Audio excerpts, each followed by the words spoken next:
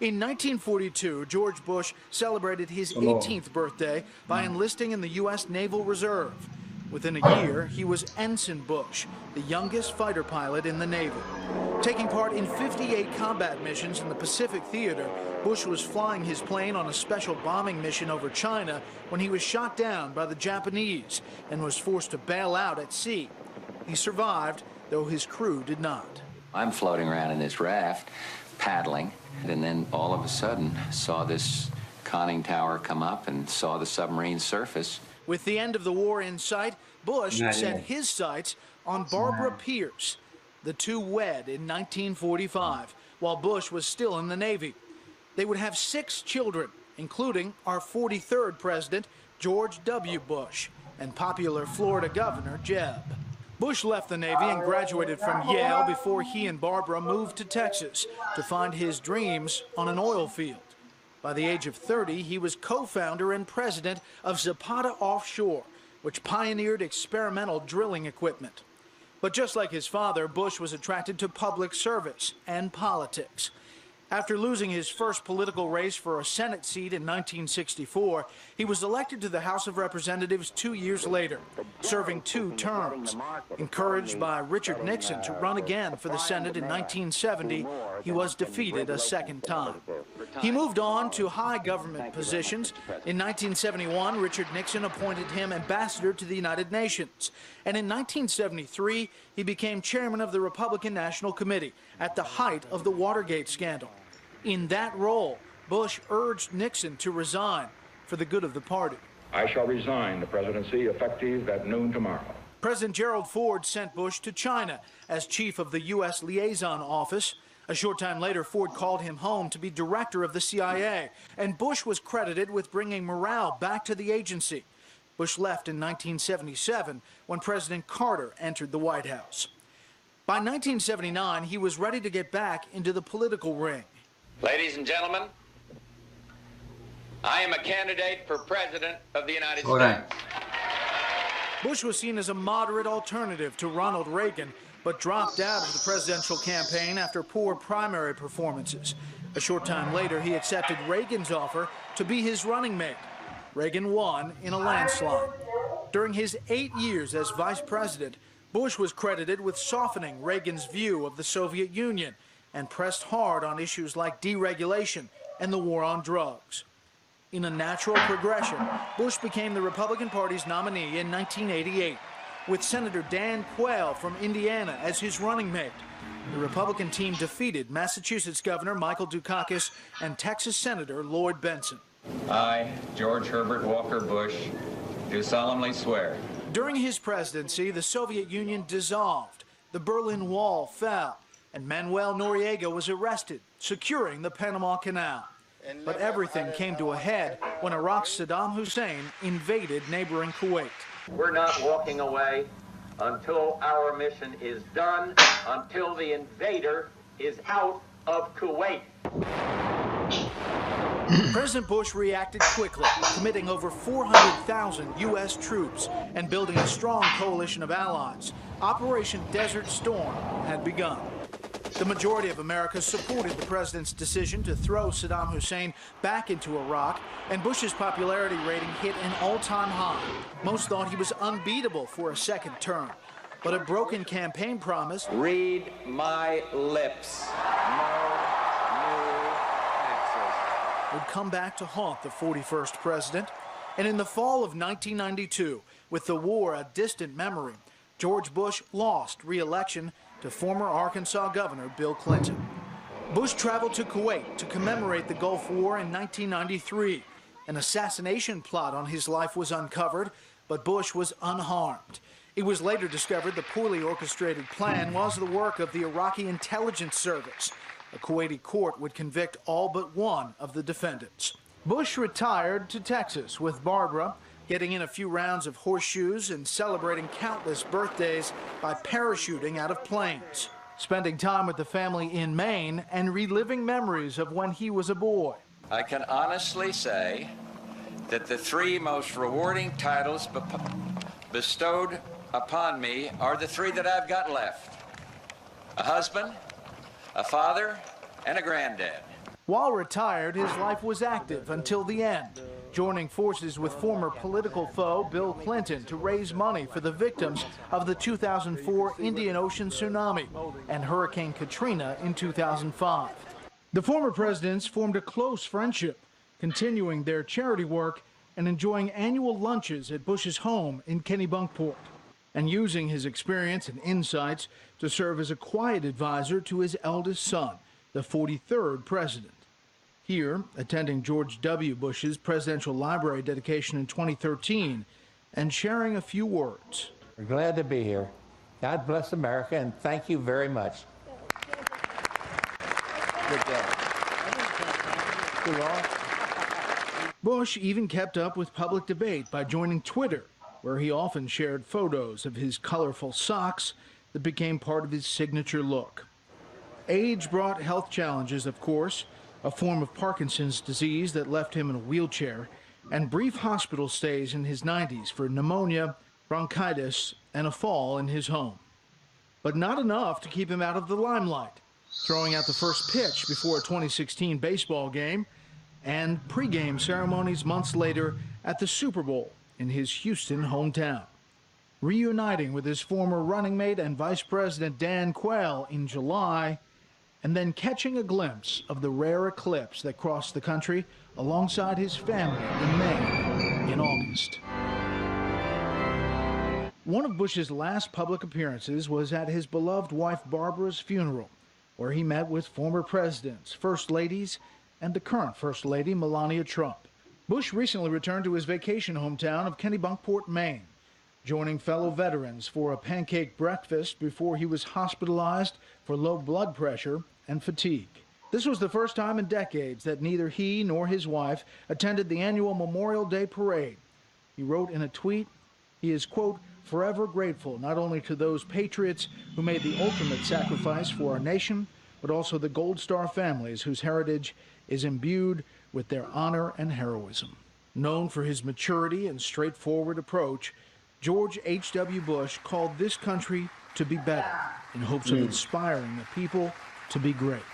I think historians are going to say that we did pretty well, and that's all right for me. I'm not in any rush. Be in heaven, look down, and let him make that determination. And tonight, Brett Baer is with us, senior special reporter and our chief political anchor. And Brett, you think about that. He talks about being in heaven and folks looking down. And tonight we're all thinking about him and his reunion that he's had with his wife and their young daughter that they lost many, many decades ago. Yeah, Shannon, tonight I'm at the Reagan Presidential Library ahead of the Reagan National Defense Forum this weekend. Behind me, Air Force One, where President Reagan took it around the world, and his Vice President, George H.W. Bush. You know, I think the world will probably, as the President said, smile down. History will tell how the world remembers the term of President George H.W. Bush. But what I'm struck by is the family relationship. I mean, think about this. 17 grandchildren, 8 great-grandchildren. His oldest daughter, Robin, died when she was 4 years old in 1953. When Barbara Bush died, his wife, there was that moment where at the funeral, President Bush was sitting in his wheelchair, Dora Bush, his daughter, behind him, and he is looking at the casket. And it was a moment that really, I think, captured the feeling of this family as he was saying goodbye to his wife of so many years. The other thing that captured the imagination, I think, of the American people was a cartoon, actually, that Barbara Bush is seen going to heaven and reuniting with her daughter, 4-year-old daughter who died, Robin. Now, as you look at these pictures, you think about that reunification, and you think about the love of his life, who he's now with, and obviously with Robin as well. I think history will look back at President George W. Bush as an honorable, decent man and as a good president who changed the trajectory of the United States. And certainly on the world stage, and with the Cold War and his foreign policy accomplishments as well. Brett, if you'll stay right there, we're going to bring in Fox News Sunday host Chris Wallace as well. And I want to read one of the tweets that's gone out from one of his grandchildren, Jeb Bush Jr., saying, "Nothing gave my Gampy more joy than service to others, especially supporting and caring for those who risk making the ultimate sacrifice every day. His leadership taught us to be kinder and gentler, to love each other. We will miss him dearly." And Chris, that's going to be a very interesting conversation for this country to have. And as we've talked about, it will likely be very bipartisan over the next few days as we remember the life of this very special man and former president. Absolutely. You know, there's a sense in the country now that it's a zero-sum game, that one side wins, the other side loses.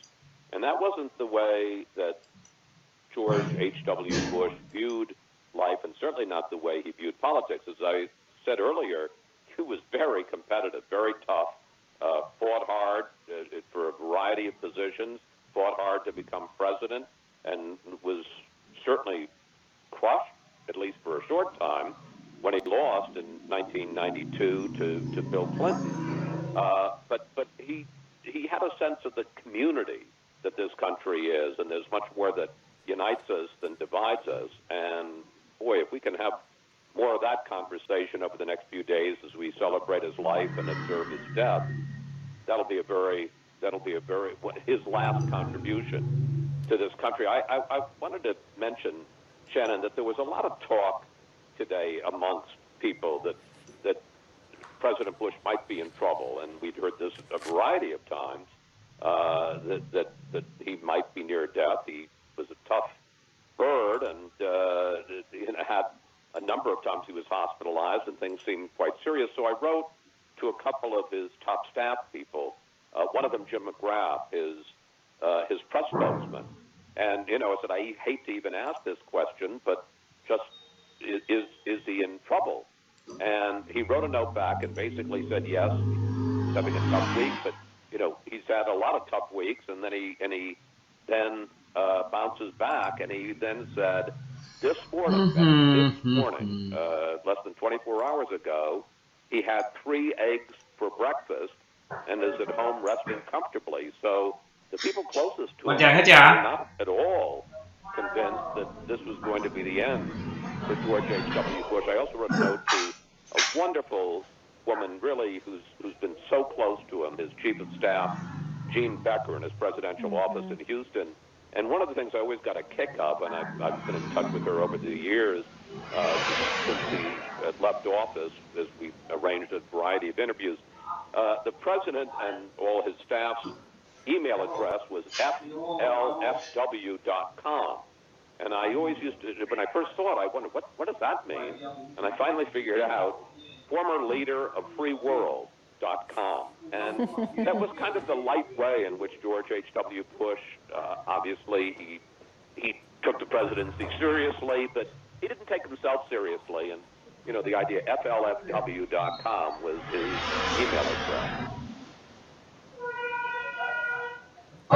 Yeah, very lighthearted. And we think about, and we've talked about just how much he loved a good joke, a good punchline, even if it was at his own expense. He was somebody who accomplished so much on the world stage that it's impossible to go through his entire resume and to remind people about all the things he did domestically and internationally, and what a brave Navy aviator he was, going straight into the war, getting up on his education later, getting through Yale in 2.5 years, which is an accomplishment for anyone, but he just kept charging. And Chris, we've talked tonight about how he was a risk taker, and people remember him as somebody, and as we're showing him skydiving, which he loved to do too, that he was somebody who wasn't afraid to strike out in business, in family, in government.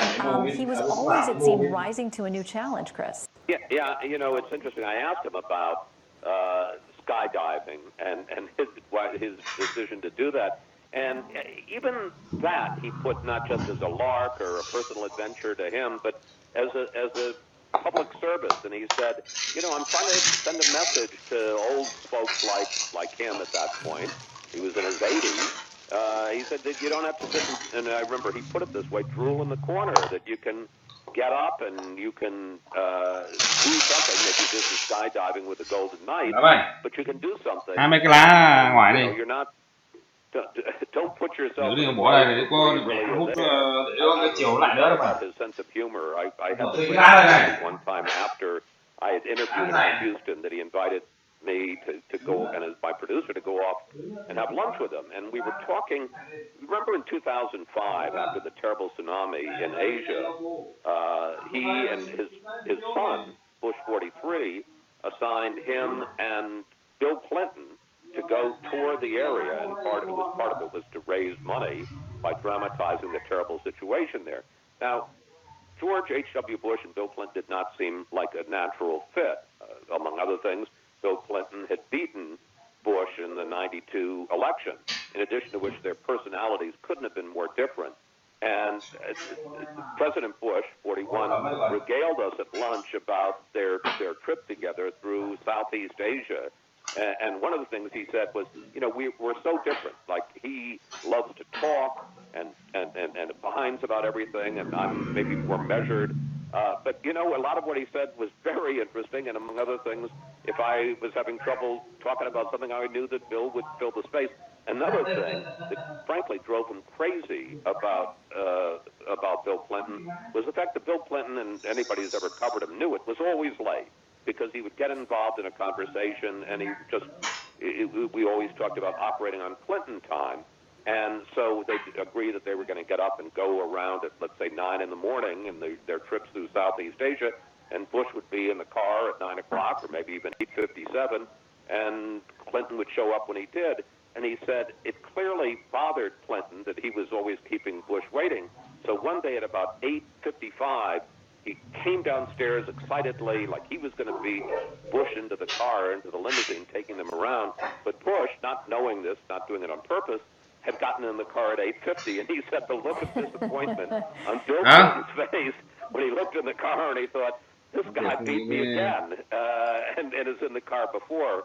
But one thing that Bush very much respected because they were traveling around on a presidential jet, was the deference that Bill Clinton showed him, and that Clinton, obviously Bush considerably older, always insisted that George H.W. Bush have the presidential cabin and sleep in the presidential bed, and Clinton would find a couch on Air Force One or sleep on the floor, but always paid respect, and, you know, it went to great pains to make sure that Bush 41 was comfortable.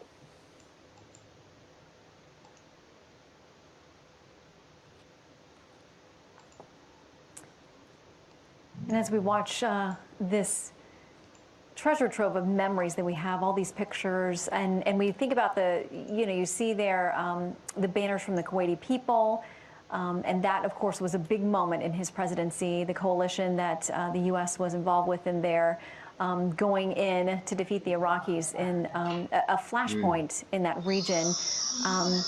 And, you know, there was so much that he accomplished on the international stage. We see him there with the troops. Obviously, having served himself, he always had a great fondness as Commander-in-Chief for our men and women in service.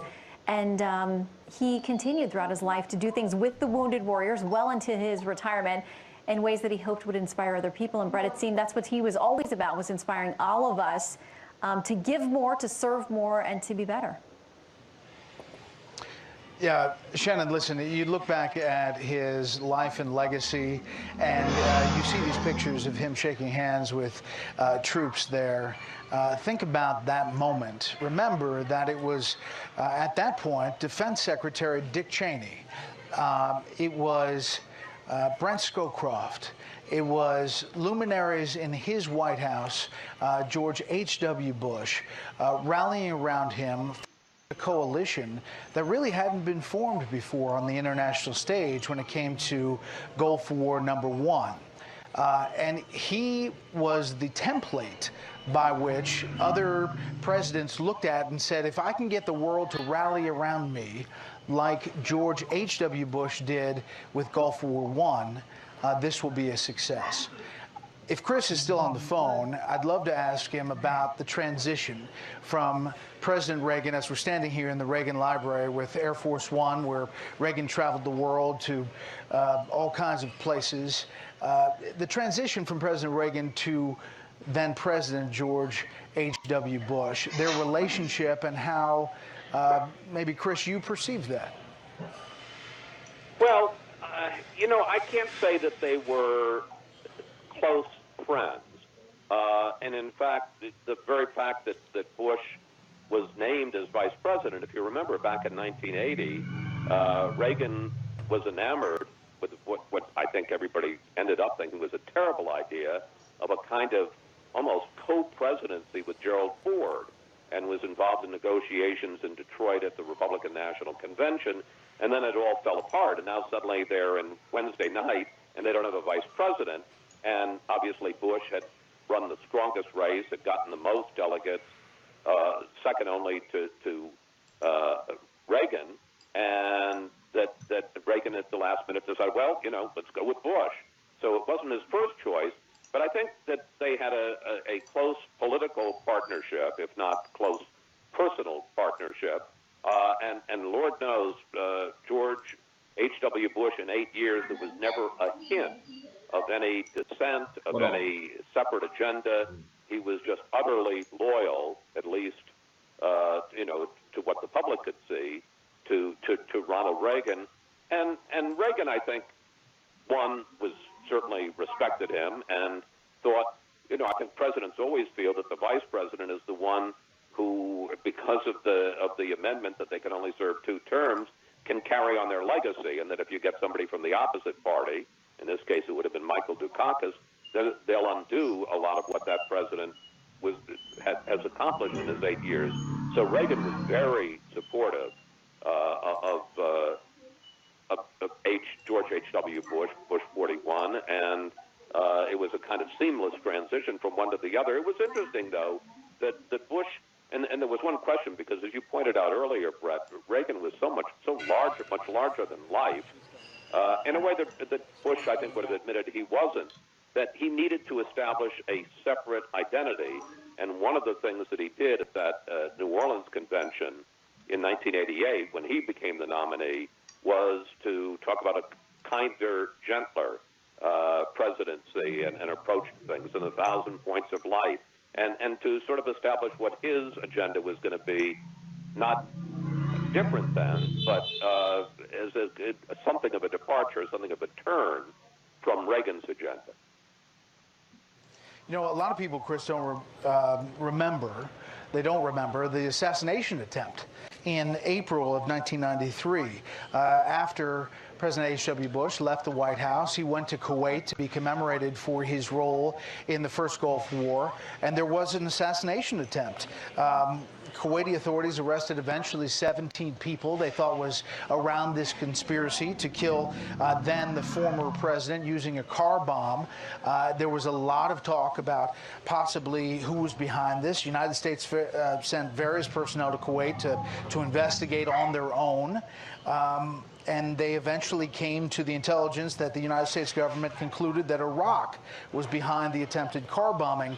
You know, when we talk about President George H.W. Bush, we often don't talk about the assassination attempt after he leaves the White House, but it was real.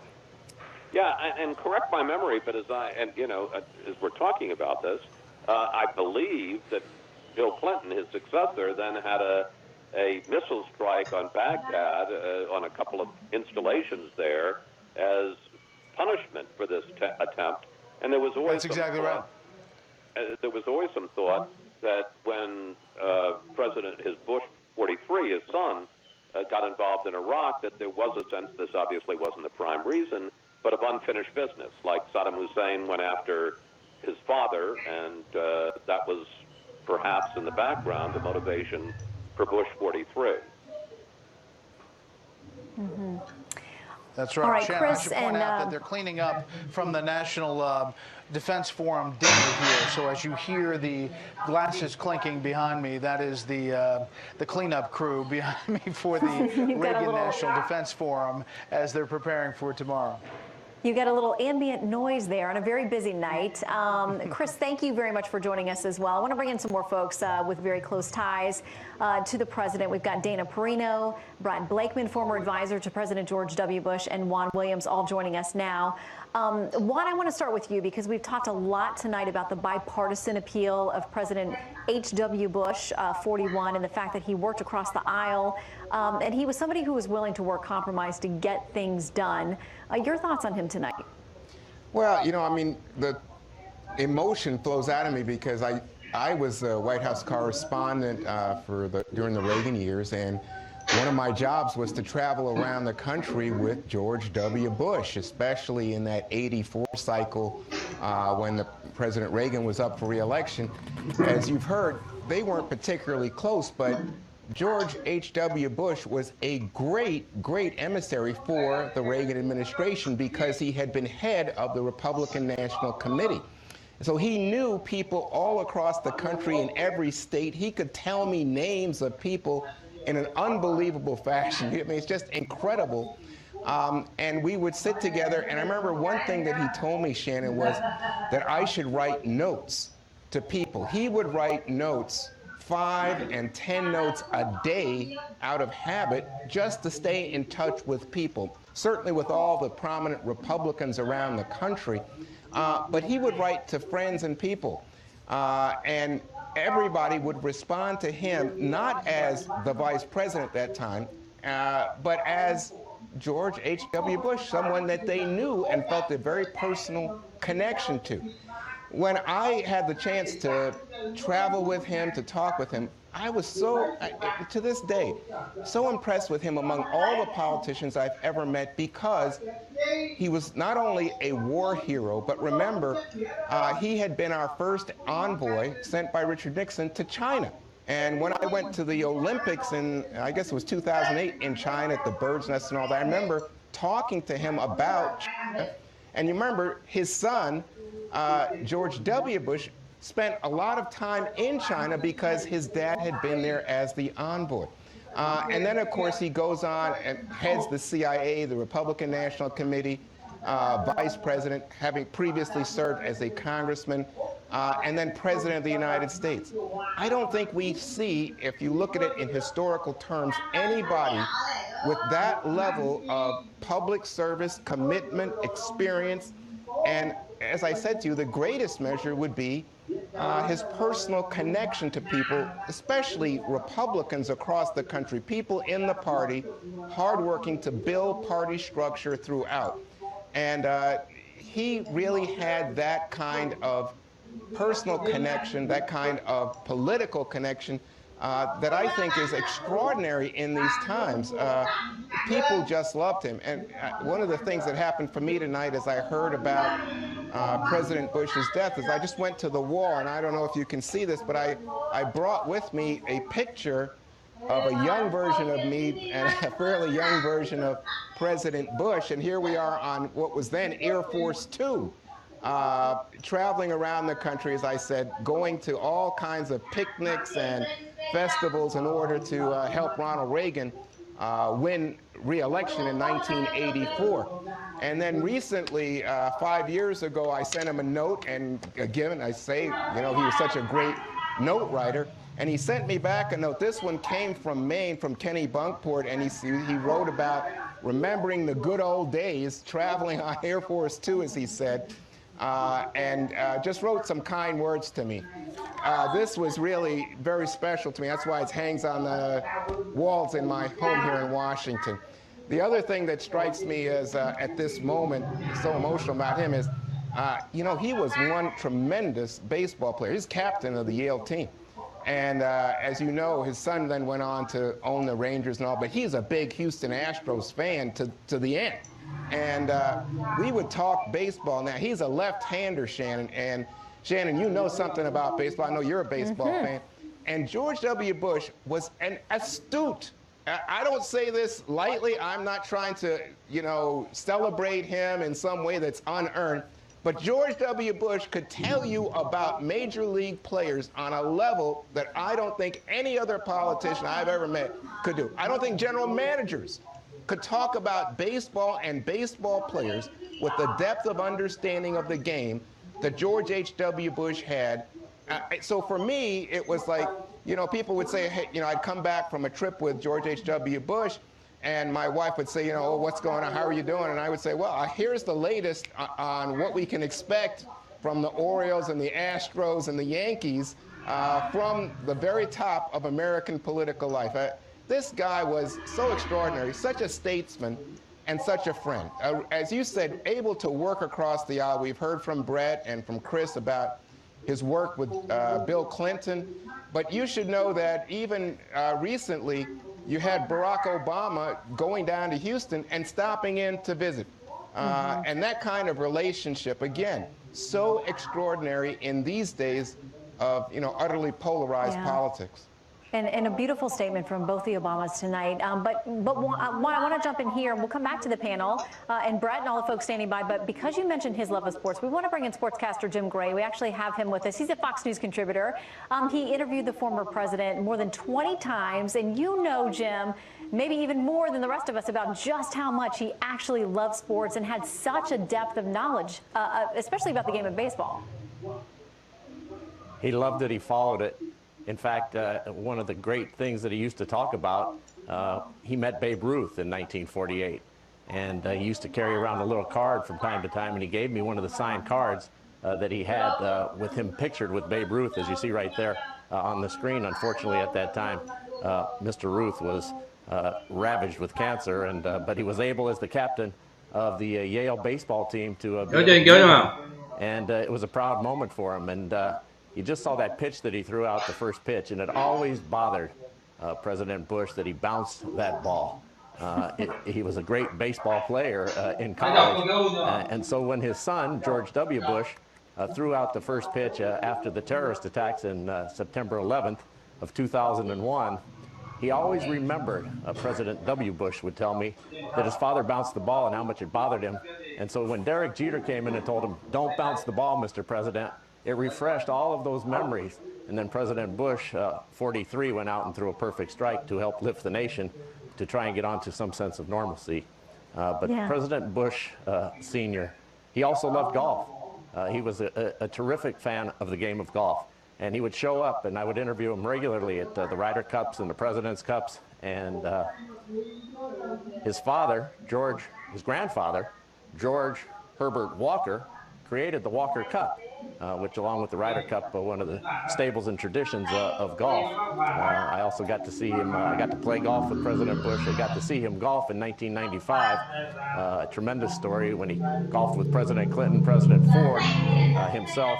They joined Bob Hope, and he won that day. He shot a 92, but he also hit two fans that day. One off the first tee, it required 10 stitches, and one on the 14th tee, hit the woman in her rear end, and it was funny on the 14th tee, not so funny on the first tee, but President Ford was so excited and so happy because Bob Hope had made a living out of commenting how many times President Ford would hit people, and now President Bush took that up, but he beat President Clinton by a stroke and President Ford by 7 strokes that day. Let me share a little story with you in Valderrama, Spain.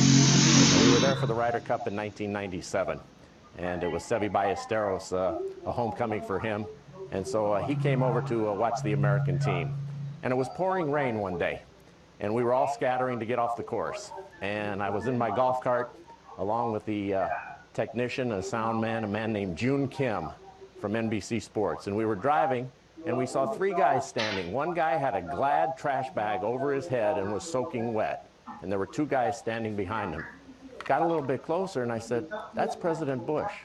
He was standing out in the rain, pouring rain, all by himself, wasn't asking anybody for help. We gave him a ride in on the golf cart, and I'll never forget that he had this trash bag over him and just the humility and the decency that he had. And then the next day, he came back to the golf course, and he, on his own, was seeking out June Kim to hand him a pair of presidential cufflinks.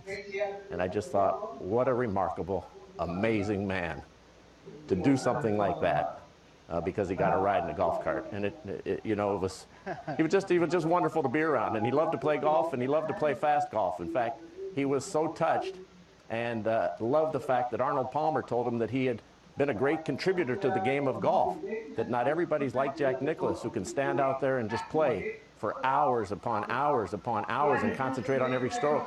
And President Bush loved the fact that Arnold Palmer told him that it was great for the game that he played in 2 hours or 2.5 hours. Hey, Jim, it's Brett Baer. Listen, you're right. The Bushes play fast. I mean, I only played with them once. Britt Hume used to play with them a lot in Maine, but they could move it on the golf course.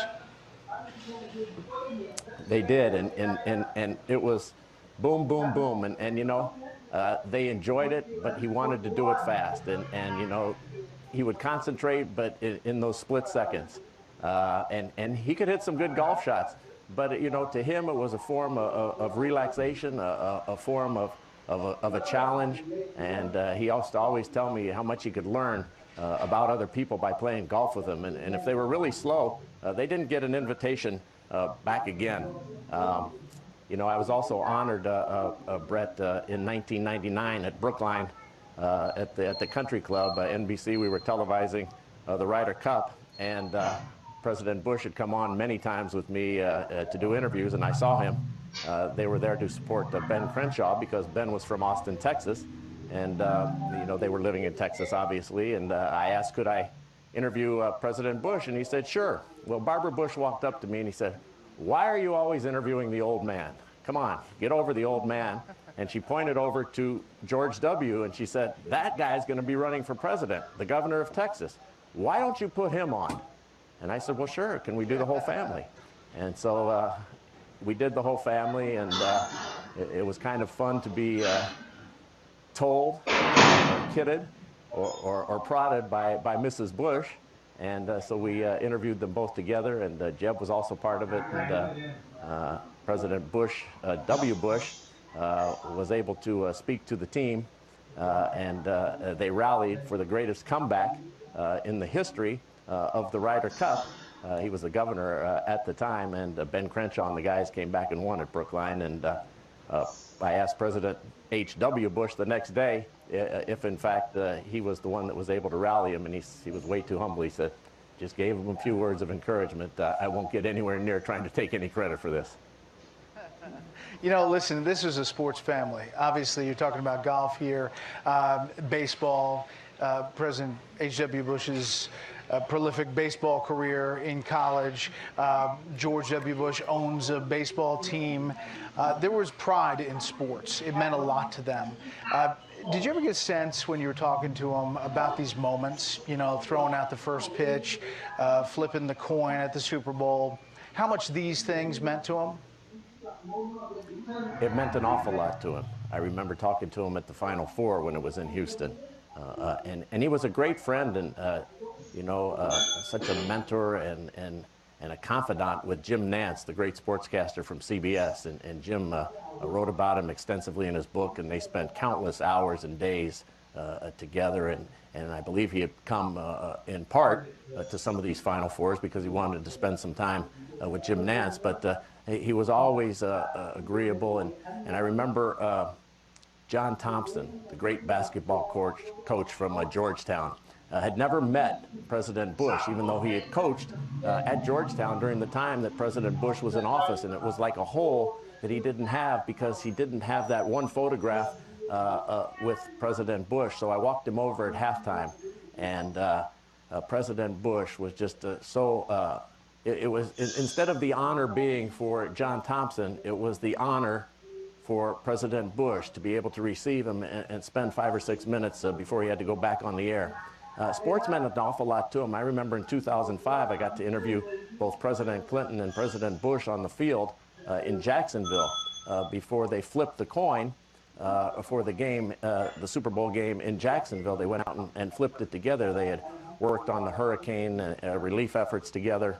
And the earthquake efforts that they had gone and had become a team, and so they teamed up and came and flipped the coin. You could just tell that President Bush really, really cared about sports. He called me one time after the Mike Tyson ear biting, and he wanted to know what kind of a guy Mike Tyson was.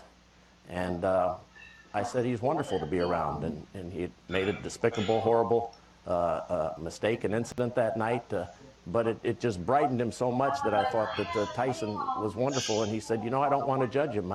You know, he's a great boxer, but he was really interested in so many different sports and had a genuine love. It was great to be around. I asked him how many games he would watch in the White House. He said, we got a pretty good satellite system here, Brett and Shannon. And he said, I watched quite a bit of it. And one of the perks of being in the White House. Your reflections are great. Thank you.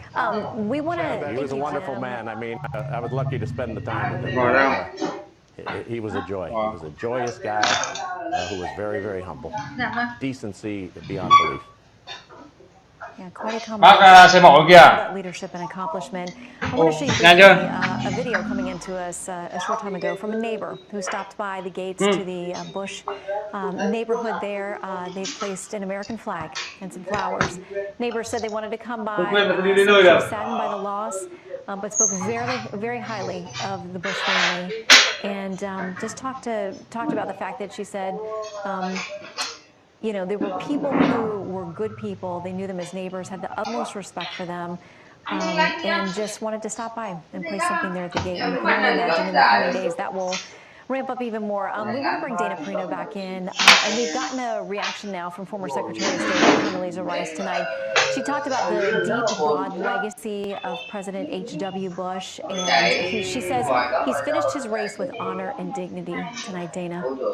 I had a chance to see Condoleezza Rice a couple of weeks ago at an event in California, and she relayed a story about her time working for him in the White House. If you'll recall, Shannon, she was the National Security Advisor, well, not the head advisor, but she was on the NSC, and she was responsible for all things Soviet Union. And when the wall, it was announced that the wall was going to be coming down, they all went to him and said, Mr. President, we have to get ready. You must go to Europe. You must have this moment. And he said, I'm not going. And they said, but sir, you were leading this charge. And he said, what am I going to do there? Dance on the wall? This is their moment. Let them have this moment. I'm not going to go and try to hog the spotlight out there. And it was decisions like that maybe at the moment might sound, oh, well, he's being modest. But I think there was a strategy also to the modesty. And Juan Williams brought up the writing of the note. The other thing Condoleezza Rice talked about at that event was how George H.W. Bush found it very important and easy to make friends with leaders all around the world. And he got to know them. And he would send them notes. He would call them, ask them about their grandchildren, congratulate them on things that he had read about in the news, and keep in touch. And the reason he did that is because when he needed them to rally around him and around the United States and building a coalition, they would always take the call. They would show up and help America. And I think a lot of that had to do with that personal diplomacy. And he passed that on. It's a really good lesson for all of us to remember that he used to say, don't ever let your first call to somebody be when you ask for something. So that's one of the lessons that I certainly took away from him, Shannon. Yeah, and the fact that Juan went on and on about those personal notes. I got one from him once, and it is something that you savor, and it makes you feel like, it's such an old-fashioned, beautiful courtesy, and it is such a special thing that takes a moment of your time, but will change someone's life potentially and touch them, that you would do something so personal. I want to bring in Anita McBride, who is here now live with me in New York. You worked for more than one Bush administration in many different capacities, but you worked overseeing personnel for this president, Bush 41. Your thoughts tonight? My heart is just broken and crushed, but we knew this day was coming. But he always sort of rallied and got past some other, difficult times with his health in these last few years. But what a remarkable life. And for all of us that had the great privilege to work in the White House with him and with President Reagan, these are two incredible examples for young people like myself, my husband, who I met, who had been his personal aide as vice president. They traveled 1 million miles together. Tim typed a lot of those notes on the plane for him. My own children have notes from him when they were born. He just touched us all, not only as young professionals learning from these incredible leaders of such dignity and service, but also just how he so personally touched each of our lives. Absolutely. We've got Brett Baer with us, too. I think he's got a question for you as well. Sure. Yeah, you know, listen, I think you talk about it, Anita, the service to the country.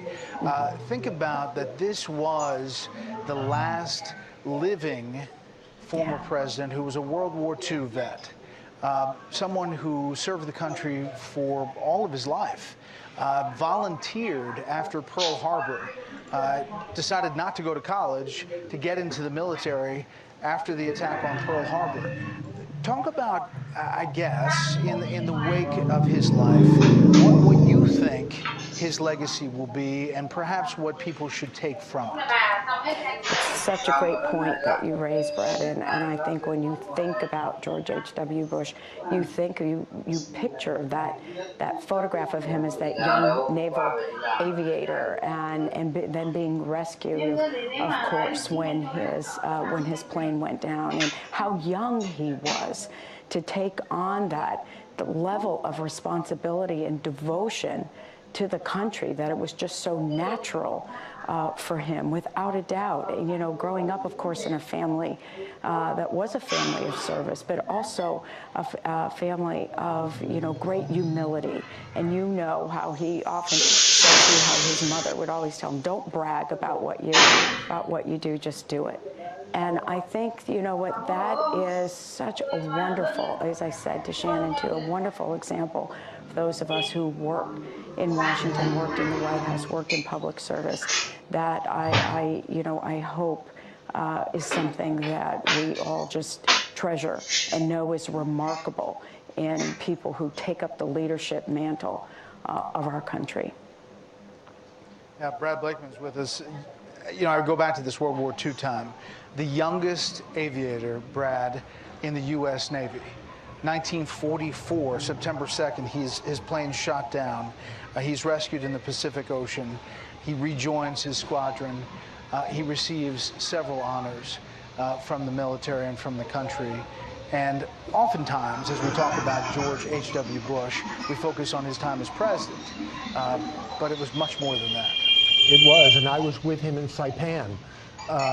You know, we had one of our largest sea battles there, and it was the first time he had been back in that area probably since he was shot down, and it was one of the few times I had seen him shed a tear as he stood there at the flagpole honoring those who died on those beaches. And as you could see, the rusting troop carrier still in the water. I was with him at the 50th anniversary of Pearl Harbor. We had several events that day and surrounded by survivors. Sadly, so many of them are gone. But the president had a deep sense of service. And part of that service in his life was the legacy of his personal service in the military and having been shot down. Duty, honor, service, country, family. That's what George H.W. Bush is going to be most remembered for. And he's going to be a role model, and has been for so many. And we're just getting in a statement tonight from former President Clinton as well. We've talked a great deal about how in retirement, President Bush, 41, reached out and made sure that he connected with people across the political aisle where they could help in disasters and in relief efforts and that kind of thing. He talks about being a young governor invited into the Bush's home in Kennebunkport, and was struck by this kindness that he showed to Chelsea and his innate and genuine decency.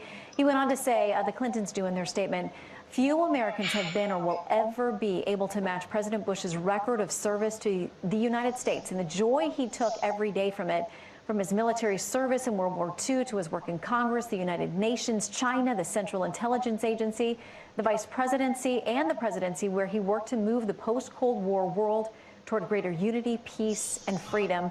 And Dana, it sticks out to me, that statement about the joy that he took every day in it. He did a lot of hard work, a lot of tough jobs, but he did always seem to be such a joyful person in the midst of it.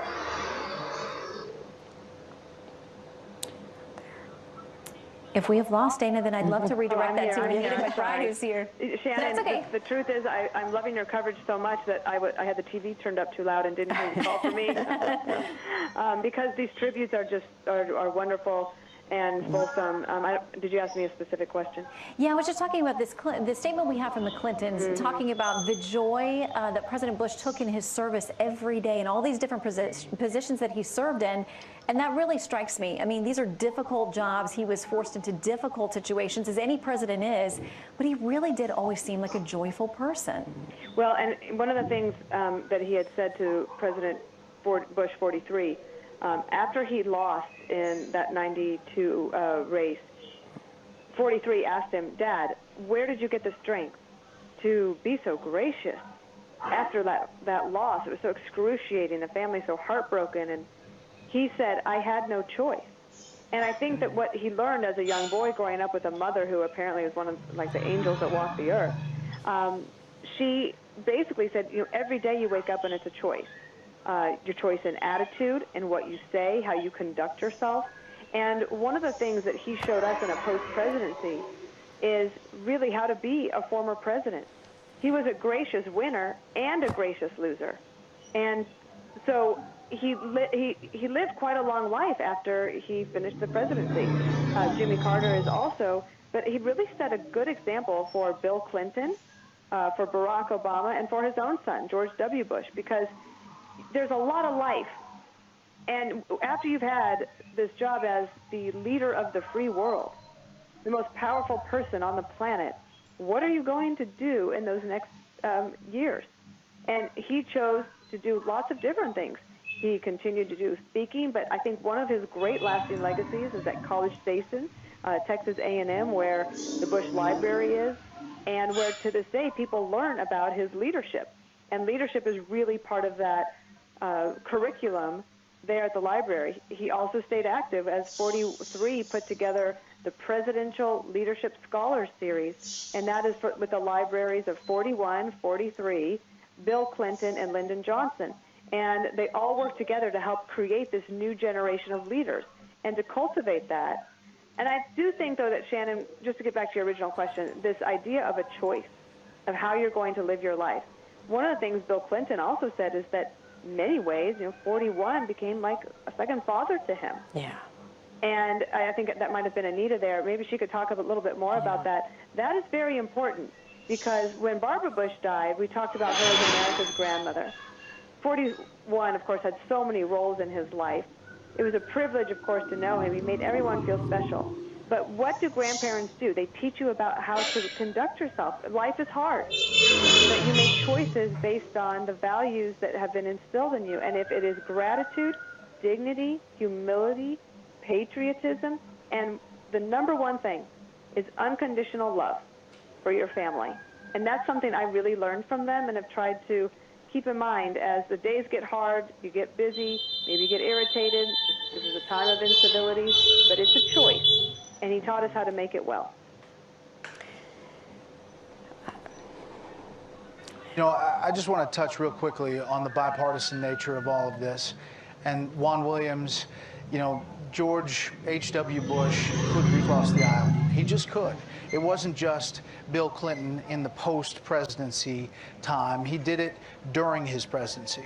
And there are people who look at that and say, why is he doing that with Bill Clinton? Or when George W. Bush reaches over and hands a mint to Michelle Obama at the funeral, don't they know, and we're in this age where it's such a partisan time that this moment seems like it cuts through all of that, doesn't it? It really does, and it stands in stark contrast to this